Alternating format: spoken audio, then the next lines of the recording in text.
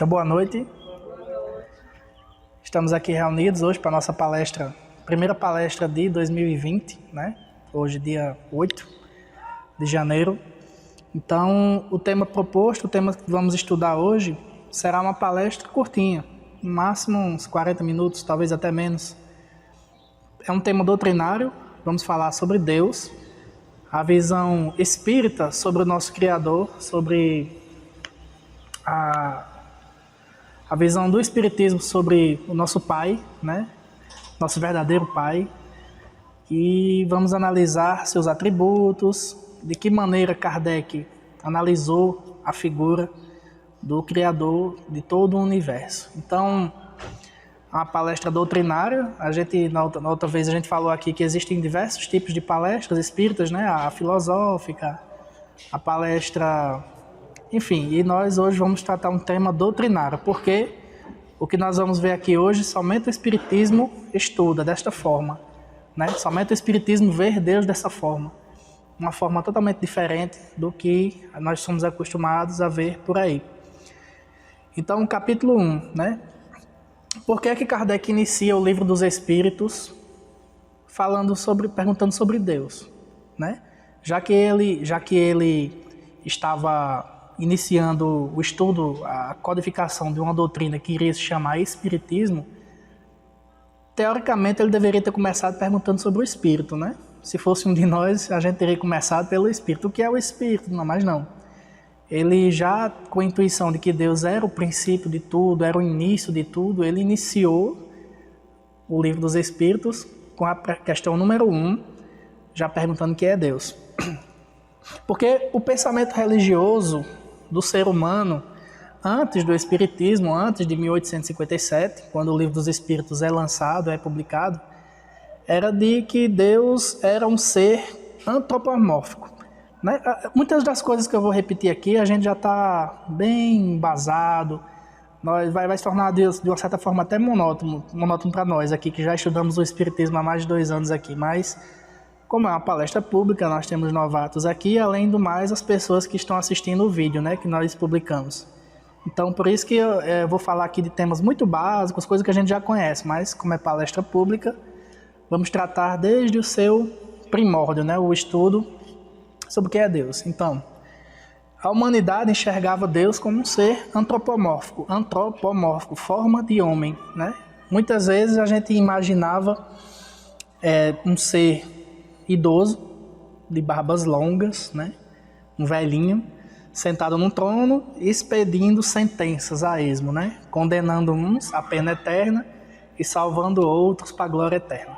Esse era o pensamento de Deus. Isso já é um pouco mais evoluído, esse pensamento, porque no início do cristianismo, no início da Idade Média, as pessoas guerreavam em nome de Deus. Então era um pensamento ainda mais jurássico, mais retrógrado. E essa visão de Deus ser um senhorzinho lá, condenando e sentenciando a todos, já é uma coisa mais próxima da data do lançamento do Espiritismo. Já é um pensamento já mais evoluído para a época. Mas aí vem o Espiritismo. Quando Kardec lança o Livro dos Espíritos, ele descortina um novo véu, uma nova visão, uma nova forma de se enxergar Deus. Nosso pensamento já, como a gente debateu essa semana aqui no nosso ESD, a humanidade, ao receber o Espiritismo, já era uma humanidade adulta. Nós já tínhamos condições psíquicas de compreender as coisas de uma forma mais completa. Então, Kardec traz... O Espiritismo traz a visão de Deus como nós conhecemos hoje na doutrina. Então, a questão número 1 das 1019 perguntas do Livro dos Espíritos, a primeira é: quem é Deus? E a resposta que todos nós espíritas já sabemos de cor, né? Que os espíritos superiores respondem a Kardec: inteligência suprema do universo, causa primária de todas as coisas. Suprema, ou seja, não há nenhum ser, não há nada mais inteligente que Deus. Causa primária, tudo, absolutamente tudo que existe no universo teve seu início nele. Nada existia antes dele. Na verdade, não existia o antes dele, nós vamos ver mais para frente. E Kardec prossegue mais à frente, ele pergunta quais são as provas da existência de Deus. E a resposta é: no axioma que aplicais às vossas leis, todo efeito tem que ter uma causa, né? Procurai tudo que não é obra do homem e vossa razão vos responderá. São respostas belíssimas, né? Então Kardec prossegue até chegar na questão número 10, que eu achei bem interessante trazer aqui para a nossa reflexão. Pode o homem compreender a natureza íntima de Deus? Não. Falta-lhes para isso um sentido. O que seria a natureza íntima de Deus? Vamos supor que Jesus, um espírito já purificado, Cristo, ele compreende 100% de Deus. Né? Ele já penetrou na natureza íntima, já se comunica diretamente com ele. A comunhão entre eles, segundo o próprio André Luiz, é indescritível. Até Emmanuel repete esse termo também no A Caminho da Luz. É uma comunhão indescritível entre um Cristo e Deus. É como se, como Haroldo costuma nas palestras dele comparar, nós estamos aqui num 2G bem atrasado, no início da conexão. É GSM. Nós estamos na internet de escada.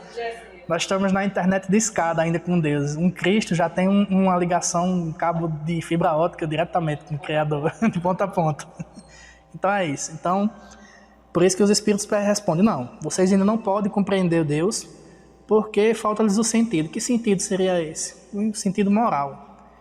Nós ainda não temos condições ainda de imaginar como é Ele, de conhecê-lo em sua totalidade, né? Porque a gente ainda está muito atrasadinho. Mas um dia nós vamos chegar lá. Nós já estamos iniciando a caminhada.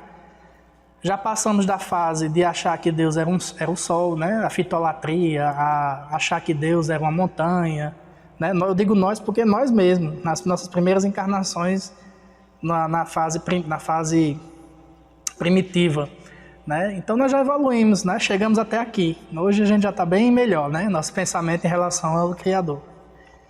E a grande contribuição do Espiritismo para o pensamento religioso do mundo hoje. Eu considero, isso aqui é uma opinião minha, mas graças a Deus a doutrina espírita nos dá a liberdade de interpretar, né? As palavras, as leituras de Kardec. Então, eu acredito que a grande contribuição, assim, quando a gente fala de Deus, que o Espiritismo dá para a humanidade, são os atributos da divindade. Né? Questão número 13. Pouco mais à frente, quando Kardec pergunta, quando dizemos que Deus é eterno, infinito, imutável, imaterial, único, onipotente, soberanamente justo e bom, temos ideia completa de seus atributos? E os Espíritos respondem, do vosso ponto de vista, sim. Do vosso ponto de vista, de acordo com o que vocês conseguem raciocinar, beleza. Né? Porque credes abranger tudo. Ele sempre gosta de catucar o nosso orgulho, né? Os Espíritos superiores. Sabei, porém, que há coisas que estão acima da inteligência do homem mais inteligente, as quais a vossa linguagem, restrita às vossas ideias e sensações, não tem meios de exprimir. Então, o que os Espíritos disseram?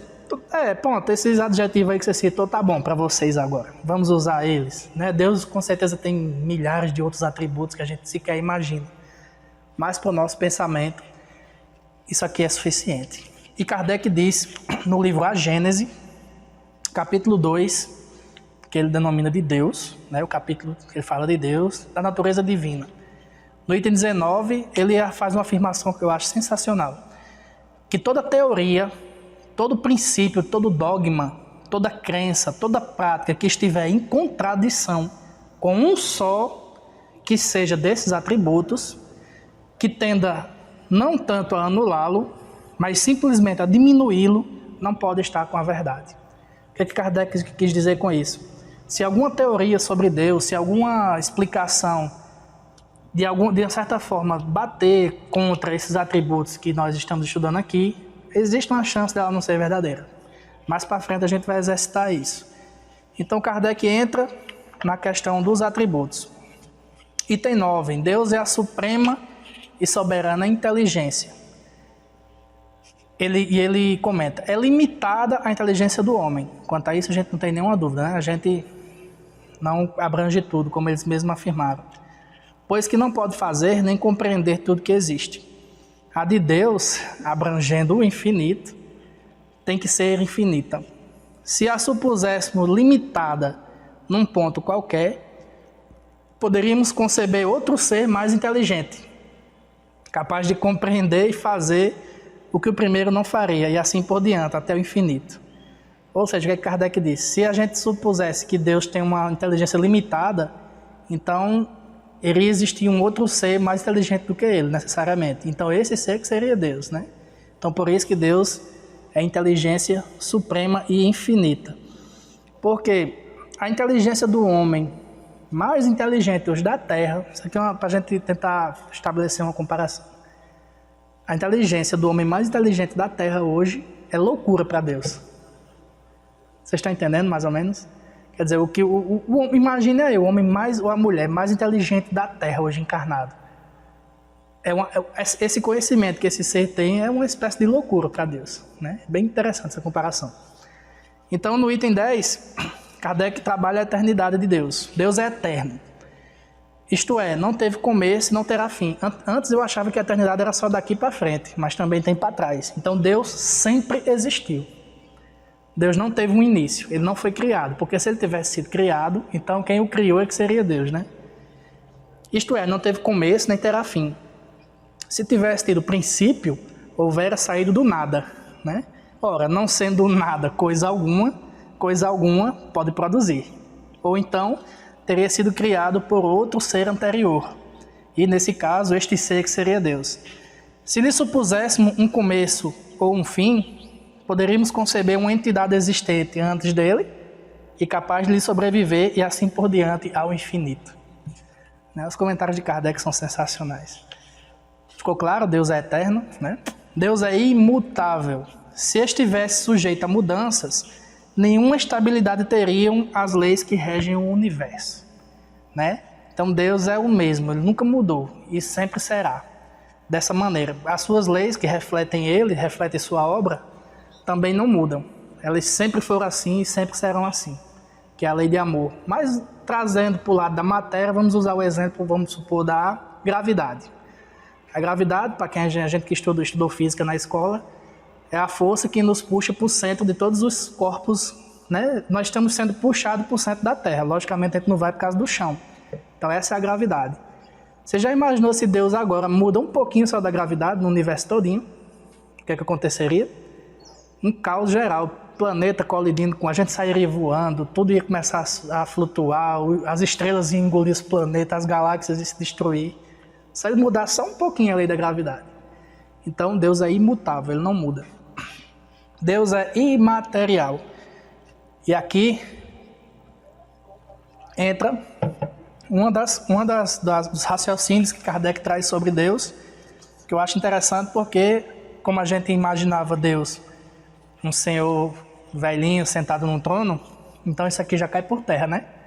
Qualquer teoria sobre Deus que for de encontro a um desses atributos pode ser falsa, né?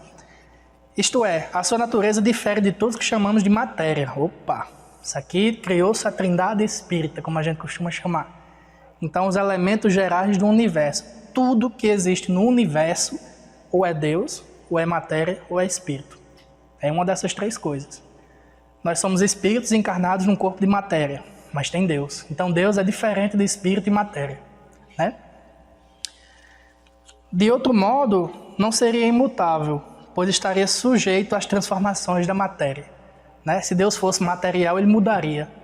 Então já iria de encontro o atributo da imutabilidade, né?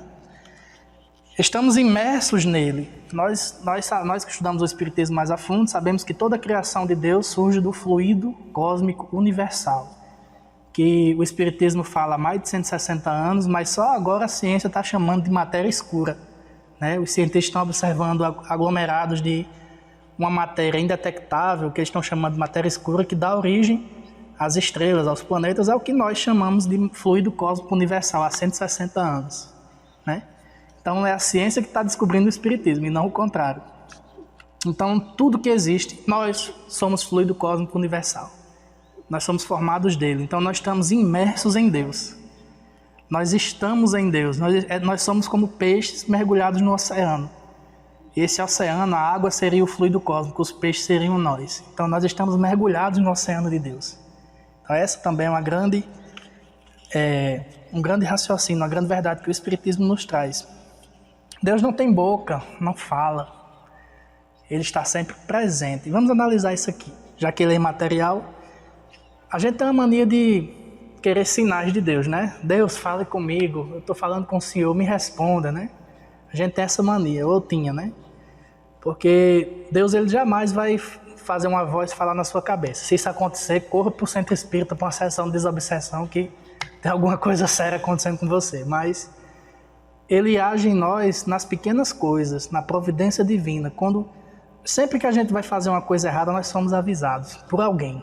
Ou por até um cachorro que chega latindo para você pode ser uma espécie de aviso. Não faça isso. Mas sempre que a gente vai tomar uma decisão errada, alguém principalmente da nossa família, nos alerta. Tem certeza? Faça isso não, homem, tenha cuidado. A gente sempre é alertado. Deus sempre está nos avisando, tentando nos encaminhar para o caminho correto. Ele não fala. Inclusive, tem uma passagem de Madre Teresa que eu acho interessantíssima. Uma vez um repórter perguntou a ela: Madre, como são suas orações? Como é que a senhora conversa com Deus? Aí ela respondeu: meu filho, eu não falo nada não, eu só escuto. Aí o repórter: nossa, ela escuta Deus. Tá bom, então, se a senhora só escuta, o que é que Deus fala? Aí ela respondeu: não sei, ele sempre fica calado, ele só escuta também. Então, é a visão já de um espírito evoluidíssimo, como era ela, já sobre isso, que a gente sempre fica esperando respostas com palavras, né? Uma voz falando conosco. Mas Deus está sempre presente. Ora, nós, quando estamos com o nosso filhinho doente, o que a gente faz? Fica onde? Do lado dele. Precisa a gente estar ali? Mas a gente não gosta, não quer estar lá? Então nós que somos almas doentes, será que Deus não está do nosso lado? Nos velando, nos olhando? Isso é a presença de Deus.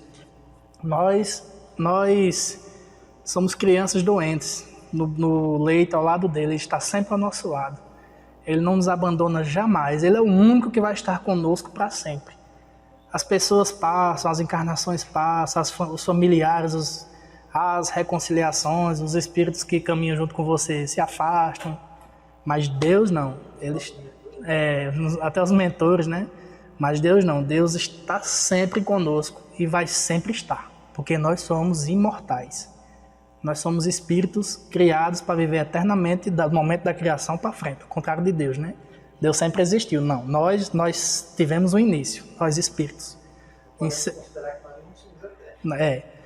somos eternos relativamente, né? Nós nem sempre existiu, né? Interessante notar que nós imaginamos Deus como se fosse uma pessoa. Isso. Mas nós falamos a mão de Deus. Justamente, a mão de Deus, né? O pico tem lá no Teresópolis, o pico, o dedo de Deus, né? Aquela coisa. E Deus é onipotente, item 13. Se não possuísse o poder supremo, sempre se poderia conceber uma entidade mais poderosa. E o raciocínio de Kardec é sempre o mesmo, né? Se ele não for isso aqui em grau supremo, então vai ter outro que vai ser, né? E assim por diante, até chegar ao ser cuja potencialidade nenhum outro ultrapassasse. Esse então é que seria Deus. Ora, o próprio Cristo nos fala isso no Evangelho. Nenhuma folha cai de uma árvore sem que Deus permita. E até mesmo o cabelo de vossas cabeças estão contados. Jesus diz isso no Evangelho. Ou seja, Deus é todo poderoso. Ele tem o total controle do universo. Porque se ele perdesse o controle de alguma parte do universo, ele não seria Deus. Compreende? E o item 14, que é um dos mais importantes, né? Deus é soberanamente justo e bom. A providencial sabedoria das leis divinas se revela nas mais pequeninas coisas, que eu acabei de dizer, né? Como nas maiores, não permitindo essa sabedoria que se duvide da sua justiça, nem da sua bondade. Olha, só esse atributo aqui já desconstrói diversos dogmas, diversas crenças que a humanidade tinha sobre Deus, até o século XIX. Por quê? Vamos analisar um pouco mais para frente, vou deixar mais para frente. Antes vamos falar da onipresença. Deus é onipresente, né? Vamos agora raciocinar. Vocês acham que o mal existe? Não, nós já sabemos que não, né? Porque mais como estamos em palestra pública, né? Para o pessoal que está em casa também raciocinar. Então, vamos supor que o mal existisse. Então, onde ele ocorre, Deus não está presente? Deus não é onipresente? Ele não está em todos os lugares do universo? Então, se está ali acontecendo um assassinato, Deus está lá? Isso é um raciocínio, né? Uma nova abordagem. Isso é o argumento do materialismo. O materialista usa isso aqui para justificar a crença deles. Mas como o espiritismo é o antagonista, é o contrário do materialismo, nós viemos para combater o materialismo, então nós trazemos uma nova forma de enxergar isso. O mal, como Kardec fala no capítulo 3 da Gênese, o bem e o mal, pode-se dizer, no item 8, né? Pode dizer-se que o mal é a ausência do bem, assim como a escuridão é a ausência da luz. Se eu desligar agora os interruptores, ia ficar tudo escuro aqui, mas o escuro não existe. Ele só aconteceu porque a gente desligou a luz. A luz existe, a luz é matéria, né? Então, da mesma forma, é o bem e o mal. Isso aqui é um tema bem complexo, dá até outra palestra. Um dia a gente estuda isso mais a fundo. Mas, se Deus é onipresente, então, sim, aonde está acontecendo a ausência do bem, ele está lá. Ele não participa, ele observa, né? Até com dó da gente, porque a gente erra tanto. Mas sempre na esperança que a gente se melhore. E agora vamos exercitar mais uma vez o raciocínio com a questão do panteísmo. Todo mundo aqui já ouviu falar em panteísmo. Inclusive Kardec pergunta nessas questões do início do Livro dos Espíritos sobre o panteísmo, né? É uma corrente religiosa que diz que Deus é a soma de todas as coisas existentes no universo. Ou seja, se eu pegar os planetas, as estrelas, as galáxias e somar com as matérias escuras, com as nebulosas e juntar tudo e somar tudo, isso é igual a Deus. Está errado, né? Porque a gente já viu que Deus é imaterial.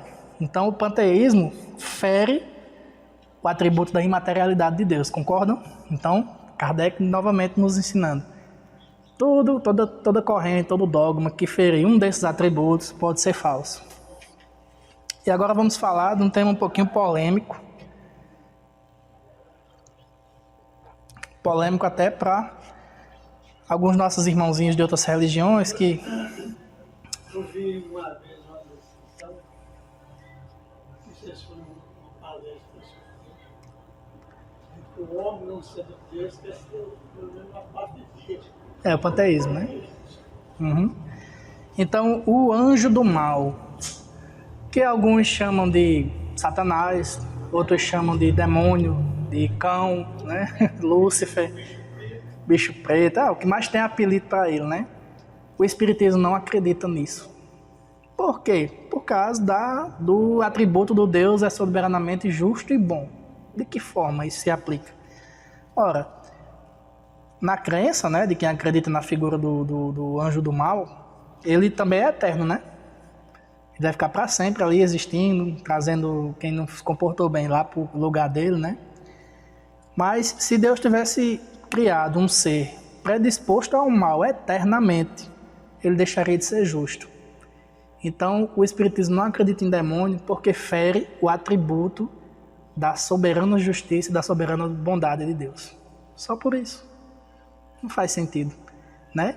Tem até uma brincadeirinha que eu vejo no Facebook, é até aquele cara da Fantástica Fábrica de Chocolate, né? Que ele fica assim bem irônico aí. Então quer dizer que o Espiritismo é do cão. Nossa, como ele evoluiu, né? O Espiritismo só fala de amor, de Jesus, né? Só que na crença que o pessoal acredita, o Satanás não evolui, né? Então é por isso que o Espiritismo não acredita na figura do opositor, do adversário de Deus, né? O adversário, o mal do mundo é fruto da nossa imperfeição. Nós somos os verdadeiros demônios aqui na Terra.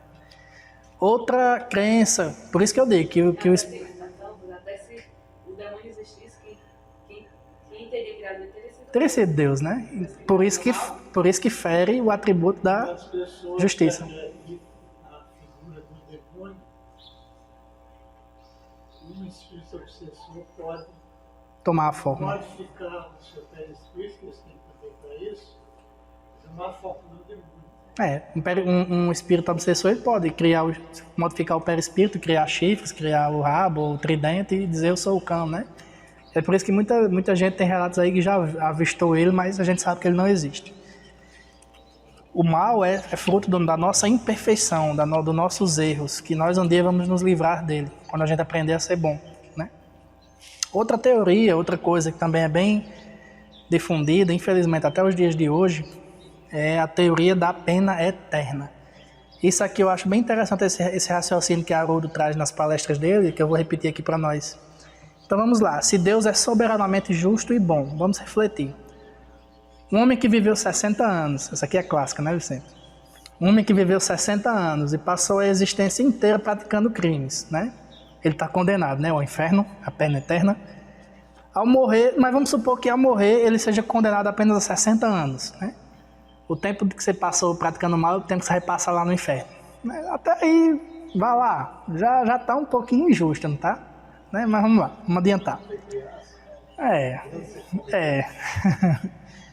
Mas vamos supor que ele é condenado a 600 anos no inferno, por causa desses 60 anos de crime. Uma vez eu discuti isso com o Zé de mim, né? Ela falando das coisas eternas. Não existe. Porque Jesus disse, de lá não sairás enquanto não pagares o último ceitil. Então, ele tem um fim. Tem um fim, é. Todo sofrimento tem um fim. Justamente. E continuando o raciocínio, né? Vamos supor que esse homem é condenado a 600 anos no inferno, por causa desses 60 anos. Já está injusto, né? Deus é soberanamente justo e bom, não esqueçam isso. E 6.000 anos? Já está incomodando, né? Já tem uma coisa errada aí. 60.000 anos. Acaba só errou durante 60 anos, vai passar 60.000 anos no inferno. Pô, e 600.000 anos? Vamos aumentar 6 milhões de anos no inferno.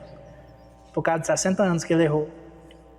Deus é soberanamente justo, se ele condenasse. E se ele ficar no inferno para sempre.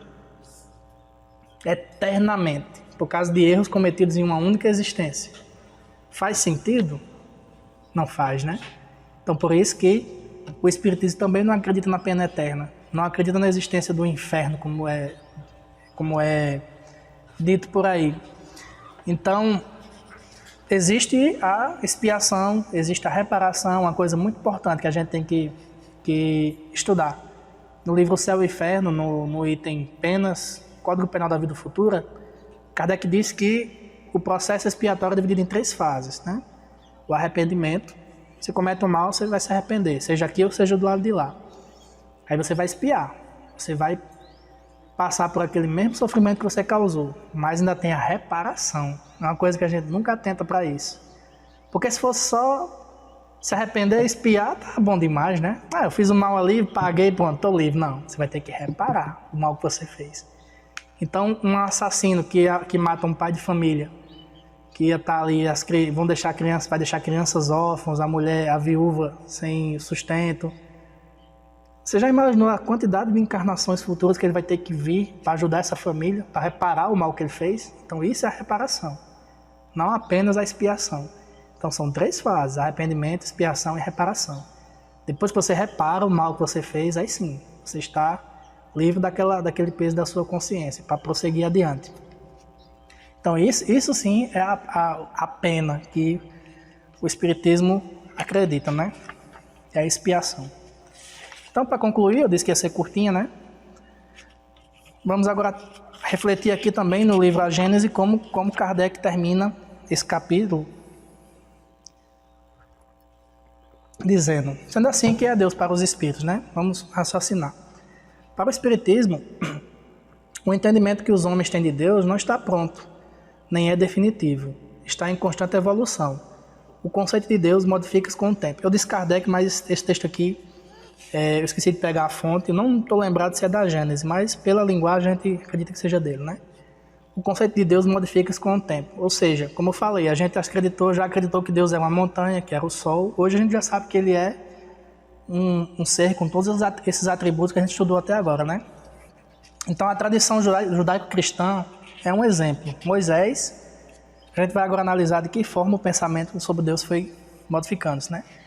Moisés alcançou a ideia de um Deus que, não sendo mais voluntarioso, estabelecia um contrato, né? A Arca da Aliança, né? Um conjunto de regras a serem obedecidas pelo seu povo. Amós, o profeta Amós, está no Velho Testamento, compreendeu que a relação de Deus com o homem seria, embora severa, justa. Então, depois de Moisés, Amós traz o conceito de Deus justo, né? Já foi melhorando. Já Oséias, o profeta Oséias, afirmou que Deus, na sua severidade, eles ainda acreditavam que Deus era punitivo, severo, né? Que Deus, na sua severidade, sabia perdoar, já está melhorando, né? Os erros de seus filhos, Deus de perdão. Isaías compreendeu que o Deus de Israel era o mesmo de toda a humanidade, Deus único. Quer dizer, cada um foi trazendo uma nova forma de ver, né? E Jesus, finalmente, traduziu em ações que todos são iguais perante Deus. E que o amor é a relação básica entre Deus e suas criaturas. O Deus de amor. Foi o que Jesus nos trouxe. Então, no entendimento do Espiritismo, Deus não se relaciona ao mágico, ao místico, ao divinal, ao sacro, ao infinito, ao absoluto. Deus não é matéria nem energia, como a gente viu, né? Ele não tem uma forma definida. Deus não está restrito a uma pessoa, por mais evoluída que seja, como Jesus, né? Para o Espiritismo, Jesus é um, Deus é outro, né? Que a gente, inclusive, Jesus, em muitas passagens do Evangelho, diz: eu e o Pai, a vontade do meu Pai. Então, como pode Jesus ser Deus, né? Então, Deus não está no céu, Ele está nos seres, mas não se confunde com eles. Ele está nas coisas, mas não se confunde com elas. O que eu falei, espírito, matéria e Deus, né? Deus não prescreve comportamentos, Ele nos dá o livre-arbítrio, né? Não determina um conjunto de regras a serem seguidas. Logo, não há desobediência à sua vontade, não há pecado. Deus não vigia, não fiscaliza, Ele não pune, não castiga, não determina ou executa sentenças. Ou seja, Deus criou uma lei, gravou em nossa consciência, né? Questão do Livro dos Espíritos, onde está escrita a lei de Deus, em vossa consciência. E cada vez que a gente vira as costas para essa lei, a gente está praticando o mal, né? E toda vez que a gente pratica o mal, vamos ter que reparar, né? Então, todos os seres se relacionam com Deus, tal como as criaturas com o Criador. Na medida que evoluem, ampliam a sua consciência dessa unidade criatura-criador. Todos os seres criam expressando Deus, e nesse sentido pode-se compreender que Deus está presente em todos os seres, Deus onipresente. Pode-se compreender também que Deus é consciente através da consciência de todos os seres do universo. Deus onisciente. E por fim, Deus faz, age, constrói através de suas criaturas. Elas são instrumentos de amor, do amor, da justiça, verdade, da evolução. A estruturação inteligente é operada pelas suas criaturas. Em suma, para finalizar, Deus é amor em grau infinito. E esse amor Ele nos oferece na forma de sua lei. Então a lei de Deus é o amor. É o amor que une todo o universo. É o que faz tudo se movimentar, faz tudo ir para frente. Tudo evoluir. E Ele colocou o amor na sua lei, na lei natural ou lei divina, como existe lá, como a gente já observou no livro dos Espíritos, né? A lei natural. Então, quem vira as costas para a sua lei, sofre. Quem a aceita, é feliz. Isso é um belo resumo de toda a existência universal, né? Devemos amar, sim, o Criador, né? O mandamento maior, né? Amar a Deus acima de todas as coisas, de toda a sua força, de todo o seu coração, né? Mas já adianta a gente querer amar a Deus e não amar o nosso irmão? Porque Jesus diz: vai antes de oferecer as oferendas, reconcilia-te com teu irmão, depois é que tu voltas e oferece, né? Então, de nada adianta a gente ficar gritando aos quatro ventos: ó Deus, eu te amo. Deus, meu Pai, me ajuda. Deus, eu sou grato, mas sair falando mal do seu próximo, ou tratando mal alguém da sua família, ou algum amigo. Então, antes a gente deve se amar, aprender a amar-vos, nós, entre si, para depois partir para esse amor com Deus, que é uma coisa que a gente ainda está muito longe. Deus sempre ama mais. Por mais que uma mãe ame um filho, por mais que um pai ame um filho, Deus ama mais ainda.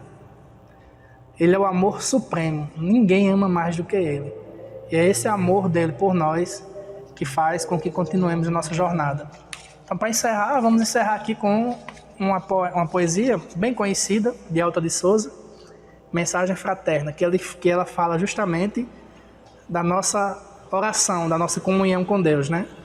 Está no livro Parnaso de Além Túmulo, psicografia de Chico Xavier.